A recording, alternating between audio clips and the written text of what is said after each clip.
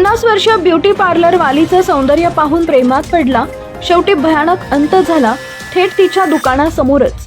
अशी वेळ कोणावरही येऊ नये।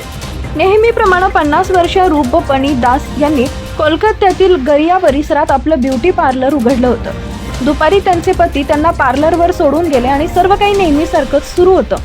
पण काही वेळातच 44 वर्षीय पंकज नावाचा व्यक्ती पार्लरमध्ये आला। रूपबणी यांनी त्याला बाहेर जाण्यास सांगितलं, मात्र त्यानं नकार दिला आणि काही क्षणातच दोघांमध्ये जोरदार वाद सुरू झाला। आवाज बाहेरपर्यंत येत होता। कर्मचाऱ्यांनी घाबरून कुटुंबियांना फोन केला आणि अचानक पार्लरमधून मोठी किंकाळी ऐकू आली। लोक धावत आत गेले तेव्हा रूपबणी रक्ताच्या थारोळ्यात पडलेल्या होत्या। गळ्यावर खोल जखमा आणि संपूर्ण पार्लरमध्ये रक्ताचे डाग पसरले होते। धक्कादायक बाब म्हणजे हल्ल्यानंतर पंकज पार्लर बाहेर गेला आणि तिथंच स्वतःचा गळा कापून आत्महत्या केली।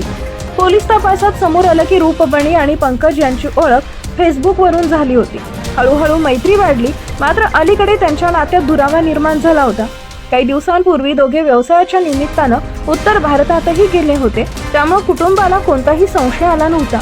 मात्र अचानक प्रेमातून सुरू झालेलं नातं इतक्या भयानक शेवटी संपेल याची कुणालाही कल्पना नव्हती।